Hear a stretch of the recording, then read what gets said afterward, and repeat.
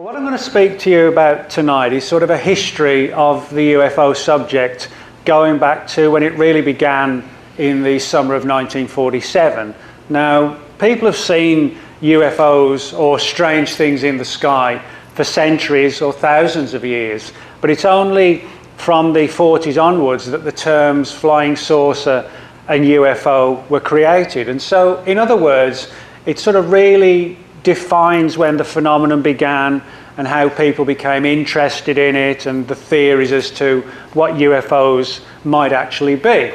And I'll just give you a little bit of background as to how I got interested in this particular subject. My dad was in the British Royal Air Force. He worked on radar. He was a radar mechanic.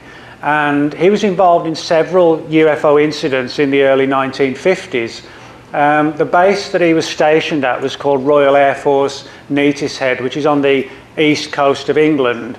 And one particular night, the radar operators reported tracking these high-flying, fast-moving objects approaching the British coastline. And the first thought was, well, this has got to be the Russians launching either a sneak attack or trying to penetrate our airspaces and try and figure out if we had the capability and the military power to defend ourselves.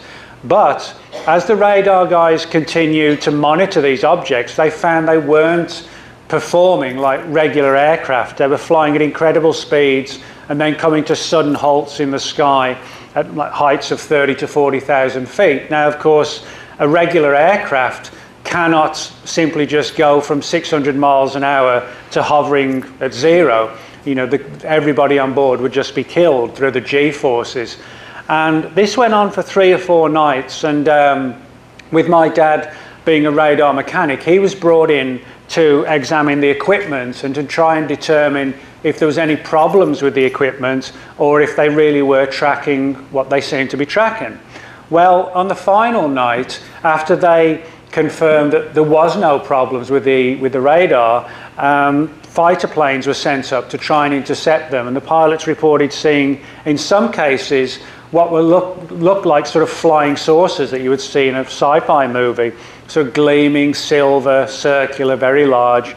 Other pilots reported seeing bright lights in the sky, almost like a camera flash, that brilliant.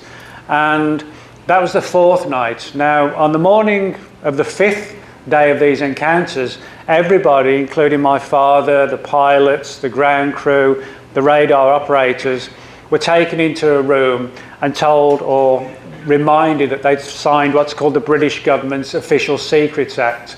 And the Official Secrets Act is a piece of legislation. If you join the military, you sign it and you keep your mouth shut, or else, you know, that's how secrets are kept.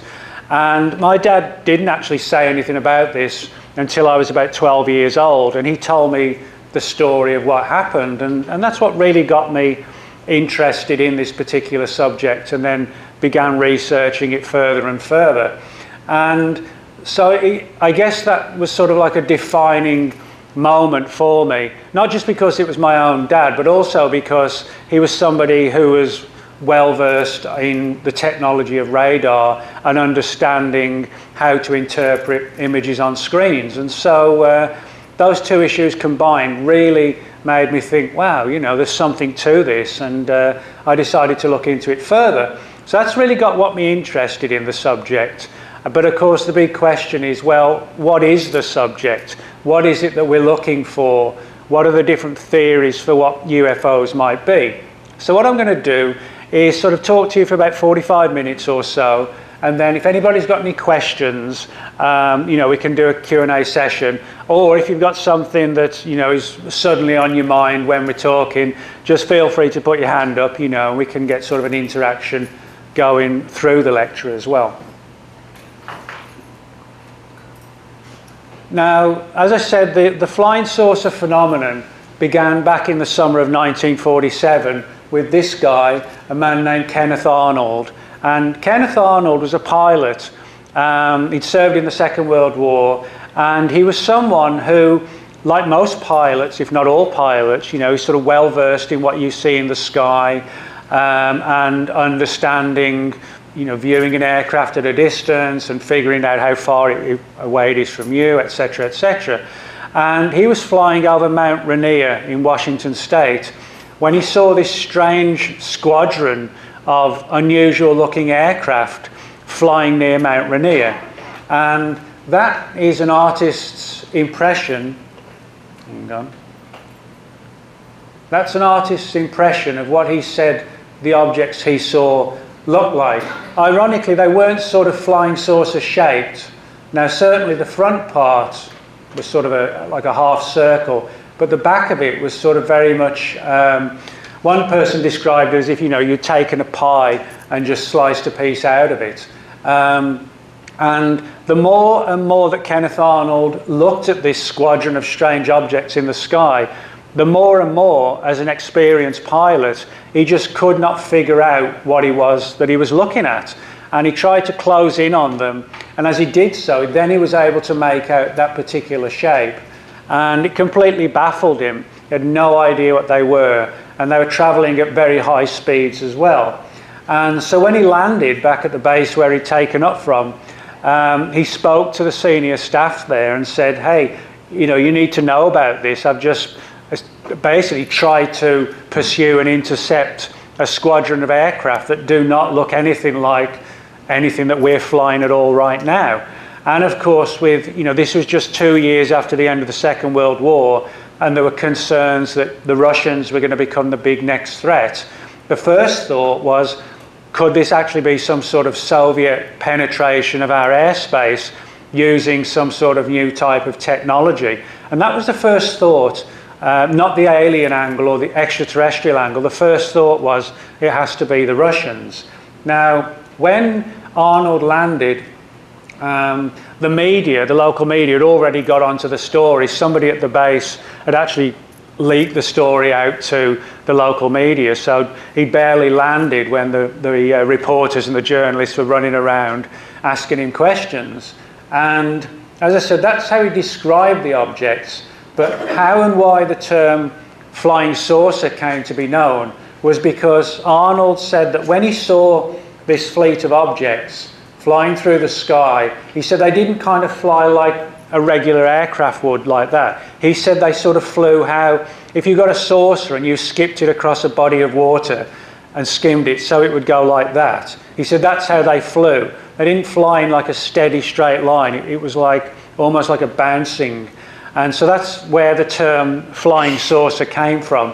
So it's kind of ironic that the guy who sort of gave birth to the flying saucer didn't actually see what we would call a flying saucer. It's more like a flying half moon, that kind of thing. And they were fairly large in size. And because there was this concern back then that could it have been the Russians, the Army, Air Force Intelligence, the FBI, all got involved in investigating UFOs. And a lot of the early files on Kenneth Arnold sightings have now been declassified through the terms of the Freedom of Information Act.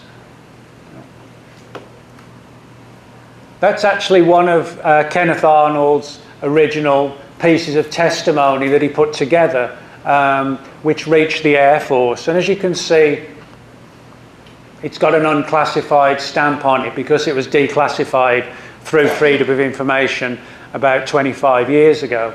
And that was it wasn't an official affidavit, but it was basically the closest thing to it, where he saw these strange objects. And the military really kind of, looked at this case seriously, not just because of the report itself, but the credibility of the witness, Kenneth Arnold. And until his dying day in 1984, he was convinced that what he saw was something sort of non-human, so to speak. And he became sort of a champion of the early years of ufology, in the sense that he wrote a book called The Coming of the Flying Saucers, which told the whole story of his experiences. And he really was the person who kick-started everything. And this was June the 24th, 1947.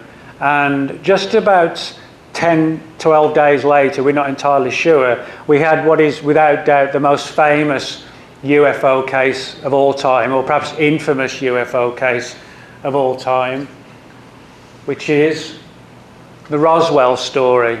Now, even for people who aren't interested in UFOs in the slightest, everybody knows the word Roswell and what it means. You know, you can ask somebody who even has just the vaguest knowledge of UFOs and they'll say, oh yeah, that was that thing that came down in the desert and the government hid it all. And the other term that everybody, again, even outside knows is Area 51. You know, everybody's heard of Area 51, everybody's heard of Roswell.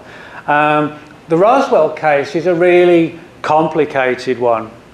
One of the big ironies is that the crash itself didn't actually occur at Roswell, which a lot of people think it did.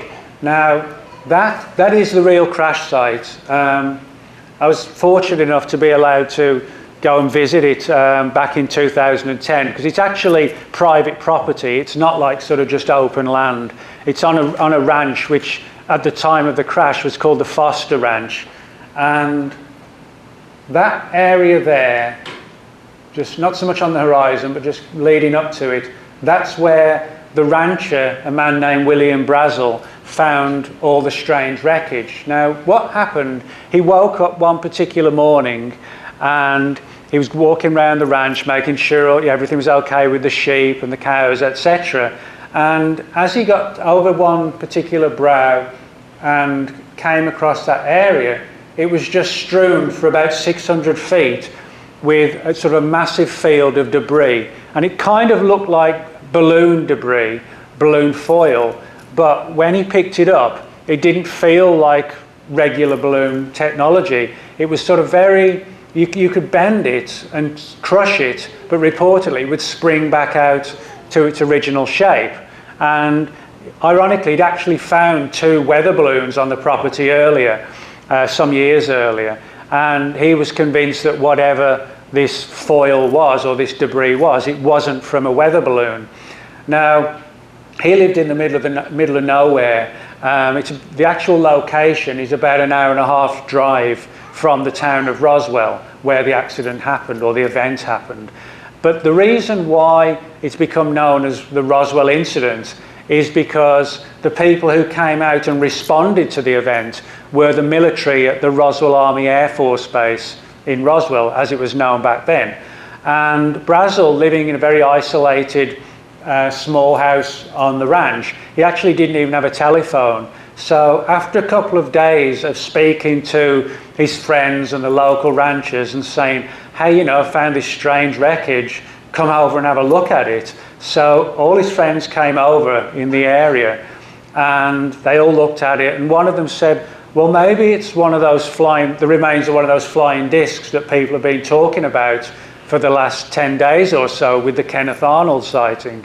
And so Brazel got in his truck, went to the local sheriff's office, and then the sheriff's office phoned the guys at the Roswell base and said, hey, I've got a rancher here who's found this strange debris on his ranch, and it's so heavily spread out across 600 feet that the sheep won't even go past it, and he thinks something of yours may have come down.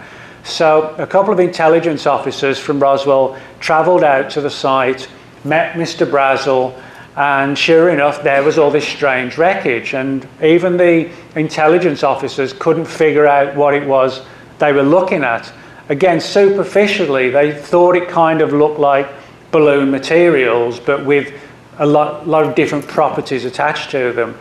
And one of them, Major Jesse Marcel, he had the task of collecting as much of this debris that he could and stick it in the back of the Jeep and head back to Roswell for it to be examined.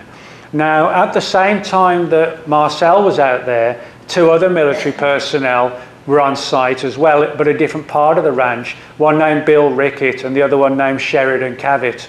And there are rumours that there were sort of 2 or 3 different sites. One was this huge field of wreckage which was strewn all across here.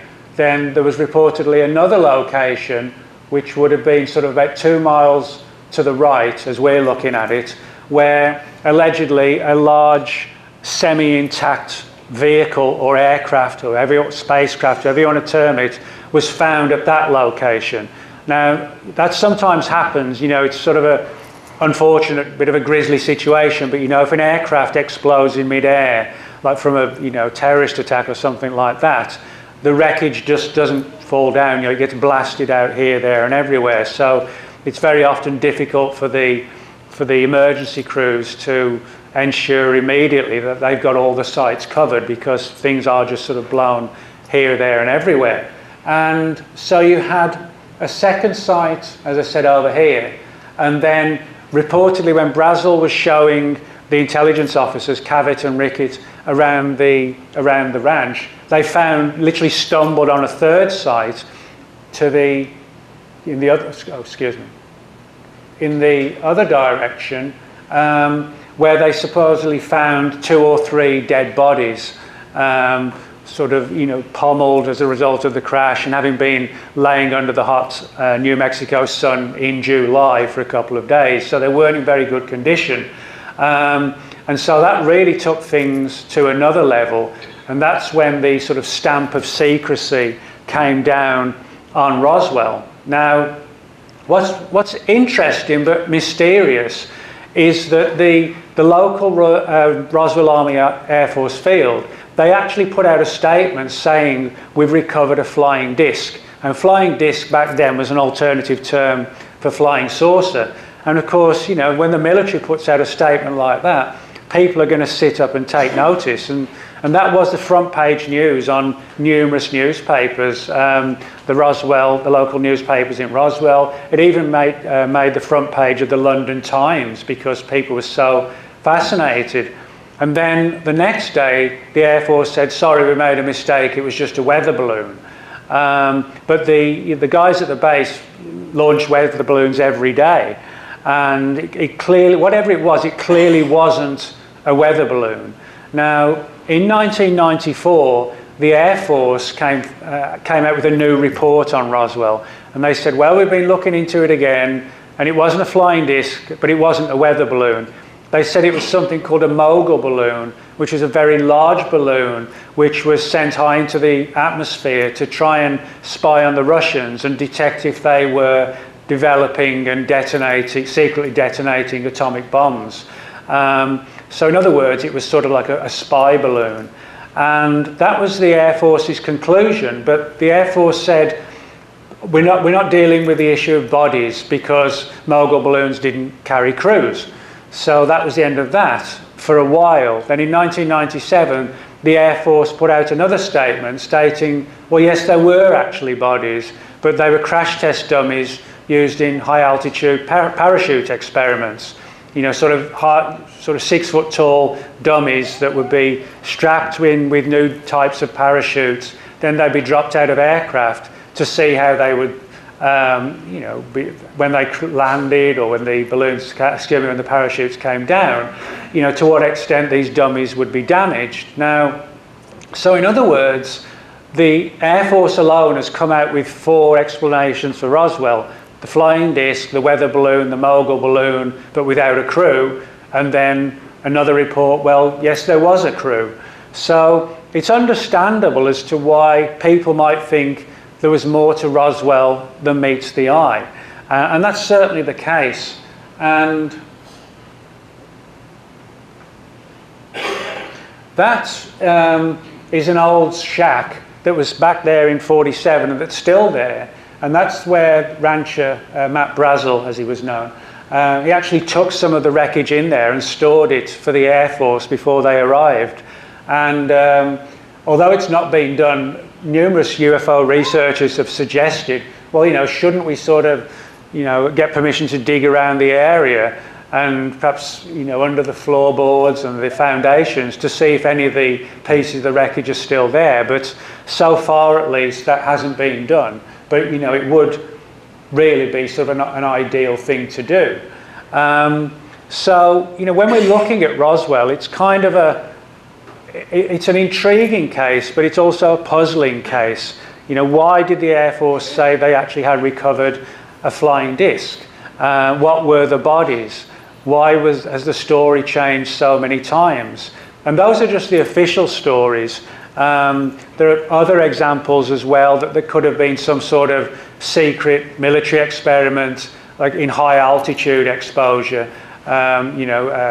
lifting people high into the sky in sort of balloon type devices, just to try and determine how the human body would be affected by high altitude exposure and exposure to cosmic rays high in the atmosphere, and that the silence was related to the fact that we didn't want to let on to the Russians that we were test flying sort of really radical, strange aircraft. And my sort of favourite theory, which I don't believe, but it is kind of a cool theory, is that what happened was that time travellers from the future decided to travel back to find out what happened at Roswell, and their time machine malfunctioned and crashed at Roswell, and then they became the victims of the Roswell crash, which is, kind of an interesting theory, but I think it's sort of a great theory, but I think it's sort of stretching, believability to suggest that was the case. But there's no doubt that, for most people in the UFO subject, Roswell is the #1 case that could prove what really happened, that could prove if aliens do exist. And a lot of old timers have come forward. Most of them are dead now, because Roswell next month will be celebrating its 70th anniversary. So if you had, a guy who was guarding the wreckage out at the ranch when it was found, and he was, say, 21, he'd be 91 now. That's how long ago, when you look at it like that, that's how long ago Roswell was. It's not, something in the last few years. It's very, very old. But there are people who've sort of made so-called deathbed confessions, saying about how they saw the bodies and that they were being preserved in sort of ice blocks and things like that, sort of emergency conditions to try and preserve the bodies before they could be taken to like be embalmed or preserved, that kind of thing. And most of these people are very reputable. Most of them, because of the time frame, 47, they'd all fought in the Second World War. They were all decorated, credible heroes on the battlefront, fighting the Germans. So, in other words, these people have nothing to gain from lying or sensationaling stories like this at all. They've just said, we don't know what we saw. Did we see, people who'd been affected and damaged in the crash? Was it aliens? We don't know. Now, of course, if we come back to the crash test dummy angle, even the media didn't really buy into that theory about they were just dummies. And when there was a press conference announcing that, well, yeah, there were bodies, but they were dummies, one of the journalists at the Air Force's briefing said to the Air Force, well, these crash test dummies were sort of 6 feet tall, and we're talking about military people saying they saw bodies that were only sort of about 4 feet high. And the Air Force said, oh, well, when the dummies hit the ground, the legs were snapped off at the knees. So the bodies only look sort of 4 feet tall, which I don't know if that's true or not, but it's, I guess it's sort of, an interesting, creative possibility. So, as I said, you can see just from the bare bones of Roswell how and why it has become known as the #1 case. And that's actually an official Air Force photograph of some of the dummies that they created specifically, or they had companies specifically contracted to make them for them. And all those are roughly about 6 feet tall. And as you can see, they look very kind of lifelike, and they had them clothed.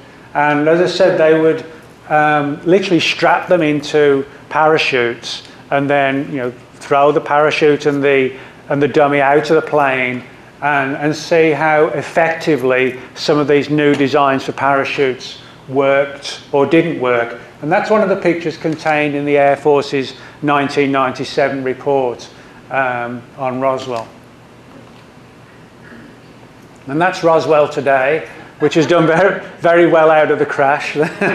That's one of the street lights in Roswell. Nearly all of them are where the head is like an alien head. Where the lamp is like an alien head with 2 black eyes. And as you can see, welcome to Roswell. And you know, that's the city's done really well out of the case. They have a festival every year. There's one coming up in July. And I mean, Roswell's not a little town, you know, I think it's 40, 50,000 maybe, but every hotel room in every hotel in Roswell right now is filled for the conference, which is in 2 weeks' time. That's how busy it gets. And, you know, you can buy alien fridge magnets and alien ties and belt buckles, and you can even buy alien burgers. And I had one once, and funnily enough, it tasted just like a normal burger. So. but they do call them alien burgers, so you do have to try them if you go there. But you know, people say, well, you know, they shouldn't capitalise on this. But I mean, you know, why not? I mean, it really put Roswell on the map, and people don't just go there to be informed. They go there very often, you know, from a tourist perspective. People want to go to these legendary sites and learn about the incidents in the same way that I'm sure, you know, we're all living in Texas. So many people every year, tourists go to see where President Kennedy was shot, you know, in Dealey Plaza, because it's become a historical event that everybody knows about. So, but I sometimes do wonder, you know, if Roswell is proved and we do have the final answer, to what extent will it have an impact on what goes on at Roswell now? You know, if it was actually proved that it was a weather balloon and crash test dummies, I think the whole, you know, the yearly things might just come crashing down, because, you know, who wants to just celebrate crash test dummies and a weather balloon? You know, nobody really does. You want to celebrate a flying saucer and dead aliens because it's kind of exciting, and that's what people go there wanting and expecting to hear. Now, if we move into the 1950s, that's not, by the way, a flying saucer. That's a place, or a building out in the California desert near a town called Landers, not too far from Joshua Tree. And it's a building called the Integratron. And it was built by a man named George Van Tassel. And the 1950s, in terms of UFOs, very different to the 1940s. Whereas the 40s were sort of filled with UFO sightings and encounters, like the type reported by Kenneth Arnold. The 1950s events actually sort of revolved more around people who claim to have met aliens. Now, if people think of aliens today, we think of these sort of little grey guys with the big heads and the black eyes, etc. But back then, people were claiming to have met very human-looking aliens, and these people who claimed contact were known as contactees. And one of them was this guy named George Van Tassel, who lived out in Landers, California, and he built this construction known as the Integratron, allegedly on the words and advice and guidelines and teachings of very human-looking aliens. He said they were sort of 6 to 7 feet tall, looked very human, except the one big difference was that the guys had very long blonde hair. Now, of course, you know, blonde hair, or long hair, I should say, in men wasn't sort of in fashion, you know, in the early 1950s, certainly. But George Van Tassel was one of a number of people who claimed to have met these human-looking aliens out in the desert, and reportedly they essentially wanted us to lay down our nuclear weapons and all live in peace and harmony with each other, and become friends with the Russians and everybody else. They were sort of they were kind of like 1950s space hippies or something like that, you know, best way I can describe it. And Van Tassel was somebody who, he got a huge following. Every year he would put out a conference at Giant Rock, and at its height he got an audience of 12,000 people. That was the biggest audience he ever got. The smallest was like 7,000 or 8,000.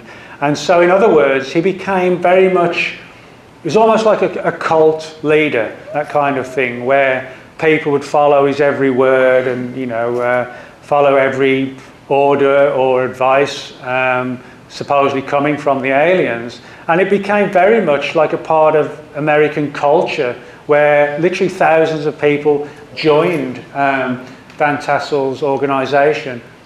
And also another one in California called the Aetherius Society. And they were a group also that claimed to have been in contact with human-looking aliens. And again, the message was, you know, let's not fight, because otherwise, you know, if we keep fighting, eventually we're going to destroy ourselves, which, you know, we see the way the world's in now isn't impossible, you know.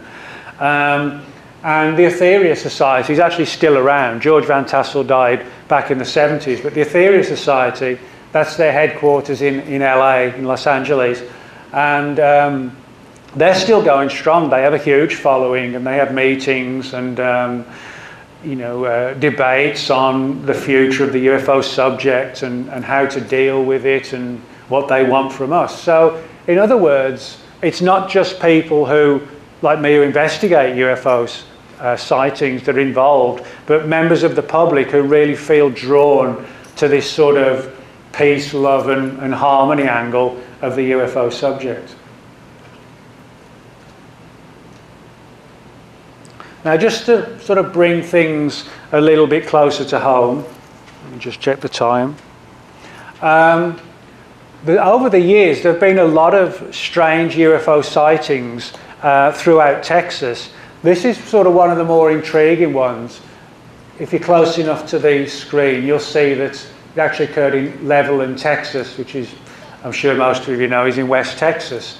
And what happened in late 1957 is that in and around the town of Levelland, there were numerous sightings of these large, sort of globular-shaped flying saucers. And as people would see, they were typically hovering by the sides of the roads around Levelland. And as people got close to them, they found either their headlights would go out on the cars, or the engines would start to splutter, or they just completely fade out. You know, the car would, or the vehicle would come to a complete halt.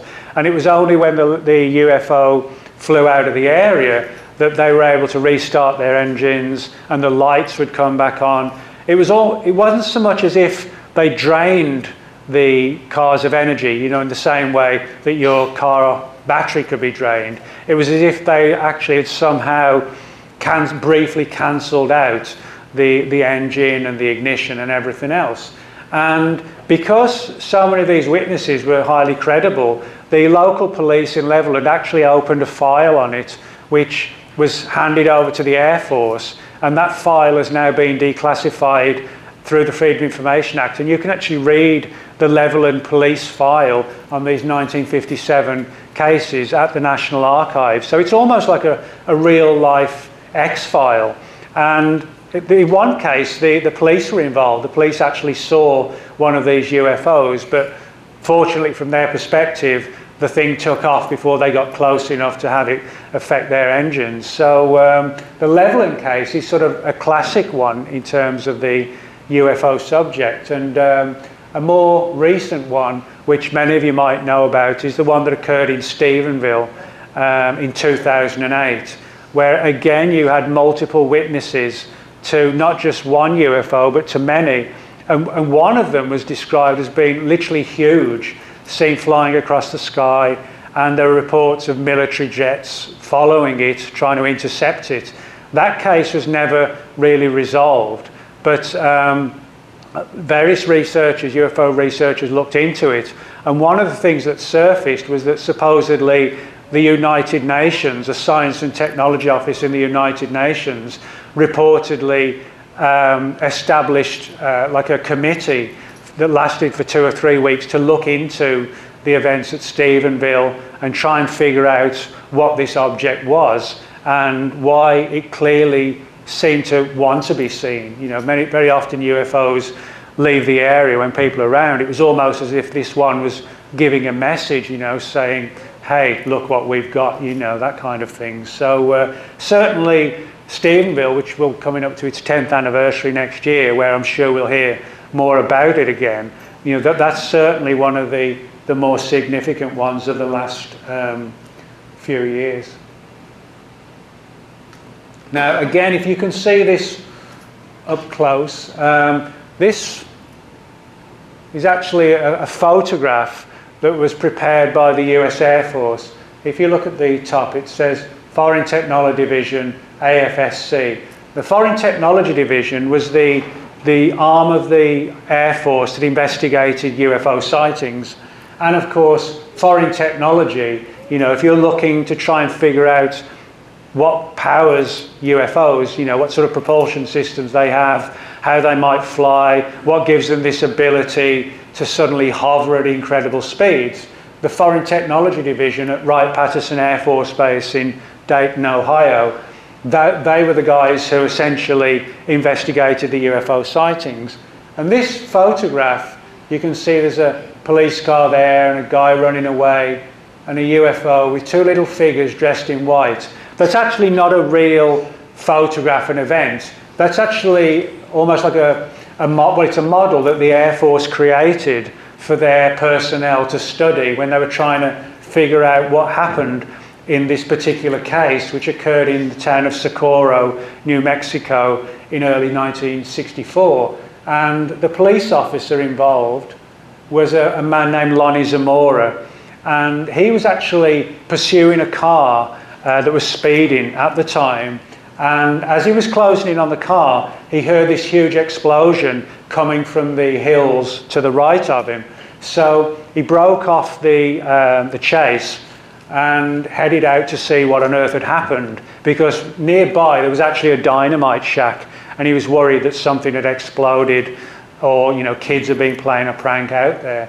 So when he got out there, he pulled up near the ridge which overlooked this lower part, and he saw what at first he thought was like a car or a vehicle that had had an accident, that had possibly slid down the hill and was positioned at a weird angle. As he got closer, he could see it was sort of an egg-shaped object with three landing struts or legs and two little figures in white coveralls. And he just sort of stood there in amazement, didn't really know what to do, because, you know, I'm not entirely sure that, you know, the police actually have guidelines for handling UFO reports or not. And so when this thing suddenly started to rise from the ground, reportedly there was sort of a roaring fire coming from below it after the two little figures raced inside the machine. Officer Zamora couldn't start his car, which again is interesting, you know, kind of ties in with some of these other cases. So he quickly headed out of the area and contacted the headquarters, and within no time his bosses turned up, the FBI turned up, Air Force intelligence, even the CIA sent people out to try and figure out what this particular case involved.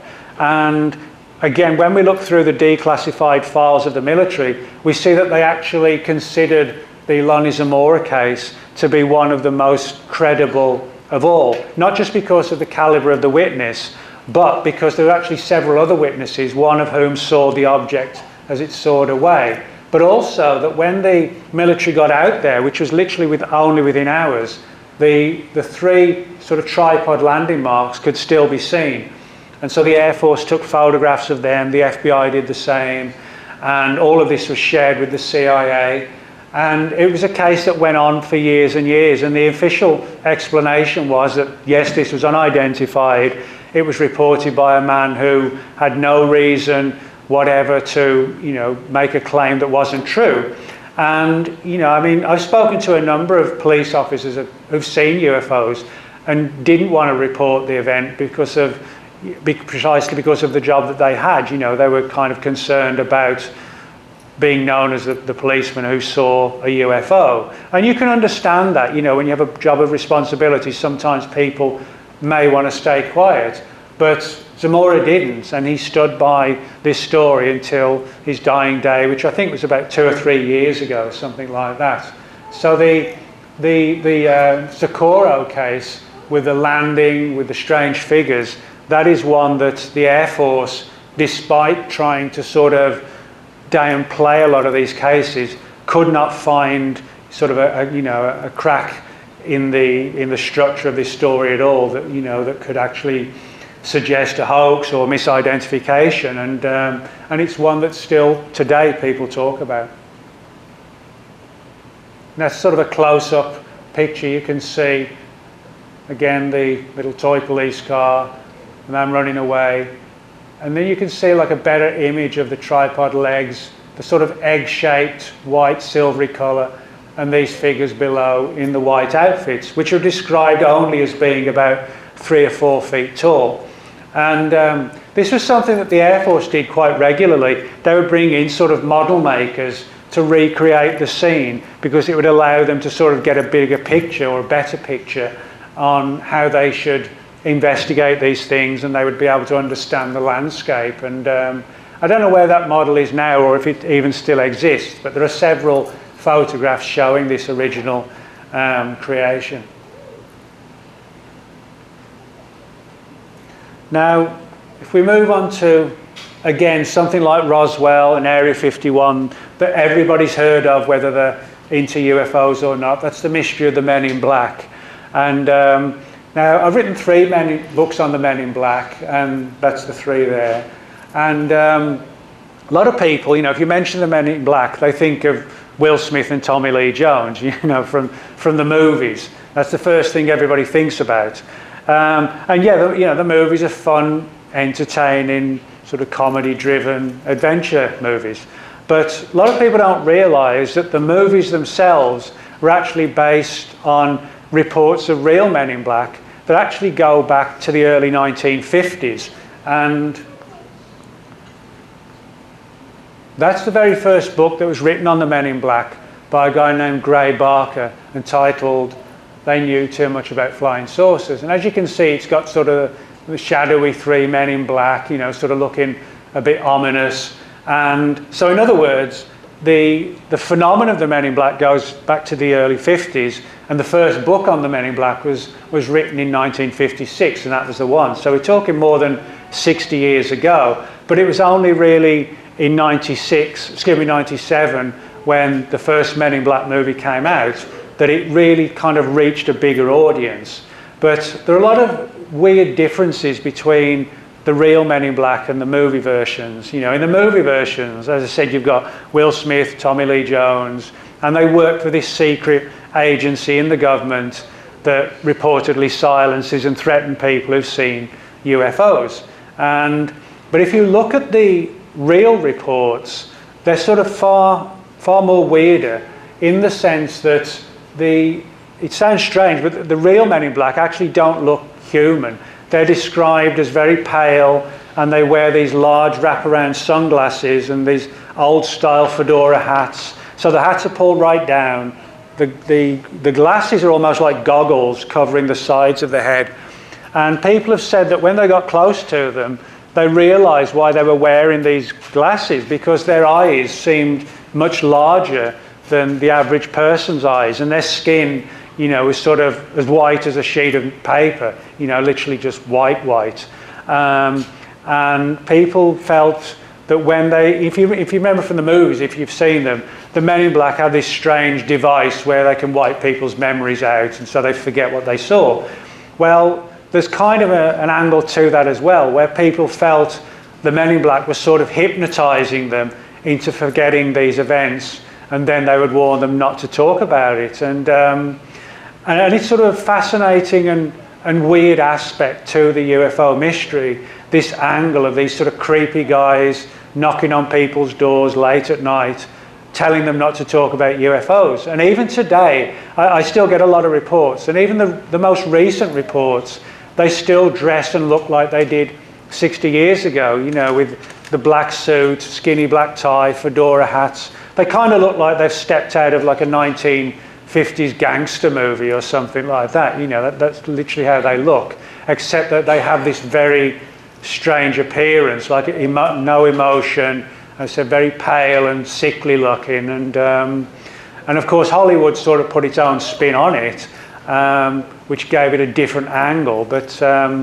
you know, but it is a sort of valid part of the UFO subject. And you know, when you kind of write books on the subject, people give you feedback of their own encounters, and I probably get 5 or 6 Men in Black stories per month, you know, which is quite a lot. And many of them are from, you know, the last few years. They're not going back to the 50s and 60s. And so, you know, this is a strange phenomenon where even the Air Force and the FBI in the 60s, and we know this again because the files have been declassified, the Air Force and the FBI both put out memos sent to every field office and base around the US telling them, if you hear any of these stories about guys in black suits threatening members of the US public, investigate them immediately, try and apprehend them, etc., etc. Because in some cases they were misrepresenting themselves as law enforcement, FBI and so on.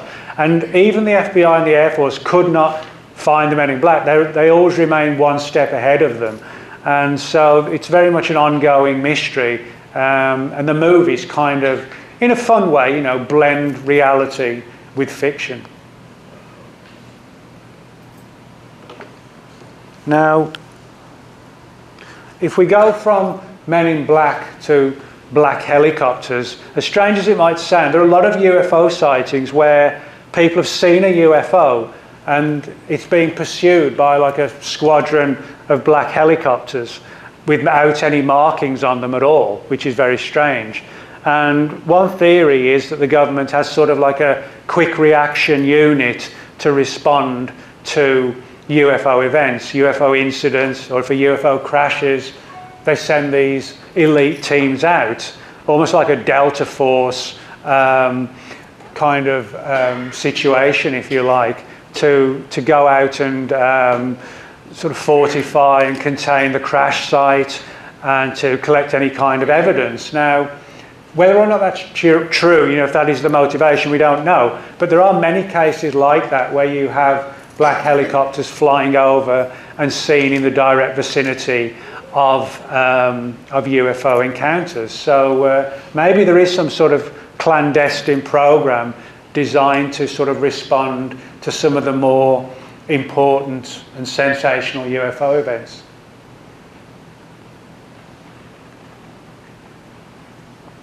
Now, bringing things more up to date, there's no doubt that the issue of alien abductions is the sort of one, the foremost things that people talk about, and that's what the sort of the typical aliens look like, sort of the large black eyes, sort of rounded hairless head, pointed chin, just a line for a mouth, strange little nose, and the eyes, even though you cannot see anything, they do sort of look hypnotic, and that's what a lot of people report in abduction cases, where people say they've been taken on board UFOs and they've been sort of treated almost like the equivalent of a lab rat, where blood's been taken, DNA and so on, as if we're sort of, the victims in somebody else's genetic experiments, which people say, well, there's no way that could be. But then again, we tag animals in the wild, we knock them out and put tracking devices in them, and we try and figure out how many of these animals are still living in the wild. And you imagine that, say you're a bear, just ambling through the woods, and this strange creature known as a human comes up to you and darts you with a tranquilizer, and you wake up 4 hours later groggy, with part of your fur shaved off, and you think the bear thinks in his own way, what on earth happened? So maybe, we kind of view ourselves as sort of, the leader of the pack, so to speak, but maybe we really are the equivalent of somebody's wild animal that they're testing with and performing experiments on. I guess it's our ego to think that we're the biggest and the best and nobody would use us like that, but maybe that is the case. So but today there have been numerous abduction reports. I put that up because the author Whitley Strieber sort of really went out on a limb, because he was actually a writer before he told his story, and it was a very sensational, controversial, but really interesting story. And Whitley is actually originally from San Antonio. Many of his original sightings actually occurred in and around the city itself. Now, as I mentioned at the beginning, the other place everybody's heard of is Area 51. That's actually a US satellite photograph of Area 51. There aren't many photographs of Area 51 in the public domain. The main reason being because, it is the world's, it's kind of strange, it's the world's most famous secret base. It's top secret, but everybody's heard of it, which is kind of a strange concept. But it's actually not in the middle of nowhere like everybody thinks. It's actually less than 100 miles from downtown Las Vegas. But the issue is that you can only get sort of within about 30 miles of it when you start to see posters and signs saying, you know, you're about to sort of intrude on government property, you can be subjected to detainment, fines, imprisonment, etc. And then they proceed to get, you know, more and more a little bit ominous if you continue down the pathway. And a number of people have, you know, just tried their luck, but there's a lot of security guards that surround the base as far as sort of 20 miles before you even get there. And Area 51 itself is surrounded by extremely high mountains and hills, and throughout those mountains and hills there's surveillance devices all over the place. They've got sort of weight sensor type equipment where, you know, if somebody is foolish enough to try and break into Area 51 and you're walking along like this, their sensors can actually determine if it's the weight of a person or is it, you know, sort of like an armadillo or whatever running along. That's how sophisticated it is. And if it's determined, whatever it is, that's the weight of a person, you know, the security people will come out. Now, the big question is, what's going on at Area 51? Its origins go back to the early 1950s, and it's where a lot of, admittedly, very strange aircraft were built. This is actually a real declassified photograph. That is part of Area 51. That's this side, their side of the mountains, not ours. That was an aircraft that was test flown in the 50s, and you know, it looks like something you would see in some 1950s spaceship sci-fi movie. So we know a lot of really weird things have been tested at Area 51. The big question is, are the rumours true that UFOs are at Area 51 as well? Now, the big thing when it comes to UFOs in relation to Area 51 is the idea that when the Roswell craft came down and the bodies were recovered, the theory goes that after spending several years stored at Wright-Patterson Air Force Base, Area 51 was constructed in the middle of nowhere and been pretty much impenetrable, and that all the Roswell material was supposedly taken to Area 51, and today they've got the remains of 9 or 10 crashed UFOs and 20 or 30 dead aliens stored away in, you know, preserving chemicals, that kind of thing. And whether or not that's true, or whether it's rumours and disinformation put out to keep people from learning about the technology that we're developing and that they don't want, quite understandably, people like the Russians or the Chinese to find out about, we don't know. You know, the UFO angle could be true, but it could also be a smokescreen to hide, you know, the technologies that we're developing. And that would be a legitimate thing to do, because, you know, with all the crazy world leaders who want to destroy us today, the last thing we want to do is, you know, expose them to some of the technology we've got, and in a worst case scenario, hack our systems and build their own same equivalents. Or maybe it's both. You know, maybe there are strange military aircraft being built and flown out at Area 51, and maybe they really do have crashed UFOs and dead aliens there. You know, that's the big question we don't have the answer to, purely and simply because you cannot get there. There have been a number of cases where military aircraft and civilian aircraft on several occasions mistakenly overflew or came right to the borders of Area 51. And in one case got so close they were warned that deadly force could be used against them. And there was one case where a military plane actually strayed off course, and because it was an American plane, one of the control towers at Area 51 guided them onto the runway, told nobody gets off the plane, and they were literally blindfolded as they got off the plane and taken to a room like a cafeteria. There was no menace about it. They were blindfolded, taken to the cafeteria, fed, you know, given drinks. Everybody was relaxed, and then when the plane was refueled and ready to take off again, on go the blindfolds, back to the plane, keep the windows, you know, the blinds shut, And then the plane took off and was monitored until it was outside of Area 51 airspace. So something strange is going on when you look at the level of security, but the big answer is we don't know the answer. A lot of rumours. Back in the 1980s, a man named Robert Lazar, who claimed to have worked at Area 51 for a number of months between 88 and 89, claimed that he saw some of these UFOs, that the government or the military was trying to understand the technology but wasn't doing a very good job of it. So they would bring physicists and scientists in every now and again to try and understand how the technology worked, because apparently they hadn't even got these things off the ground. They just were kind of looking at them and what on earth do we do with them if we don't understand the technology? And Lazar's story is an interesting one, but it's a very controversial one too.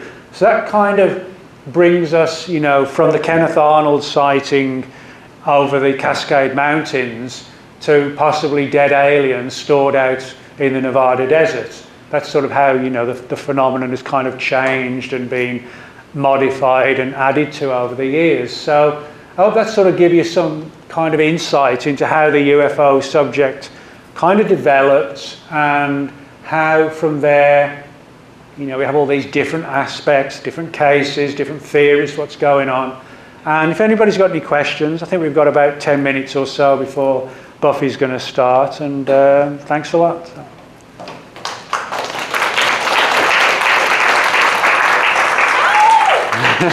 Thank you. Does anybody have a question or anything to ask? Or... That's not a bad thing, because it means I've told them everything they need to know. So. Oh, yeah. I just kind of have a question. Uh-huh. A friend of mine and I are in Tucson, Arizona. We decided to drive across country, and so we had to go past the missile air bases and all that. Mm-hmm. And when we were going through, my cell phone was turned off. Turned itself on, and it started dialing 999999999. And so I was shooting pictures out the car window, and I told my friend, I said, look at my cell phone. And then it felt like an extreme electrical current of your body. It hurt. It was like pins and needles, and it made your hair even hurt. Huh. The only way I could stop it was to do like this, like do a circuit. Does that make sense? And she was driving, and she didn't feel it. But when we got past the missile base, okay, she turned to me, she said, I can't see. She was totally blind for 4.5 hours. And the only way she could see after that, for the next day, was to wear 2 pairs of glasses, one over the other. And I don't know, I know that what we took pictures of, I later developed, they were black helicopters. But at first you couldn't see, they were just like specks. So I had to blow up. But there was a black helicopter with skinny little tails, like you have a picture of there. And there was at least 8 of them. Huh. And they came in from 2 sides and formed a V and then flew back out.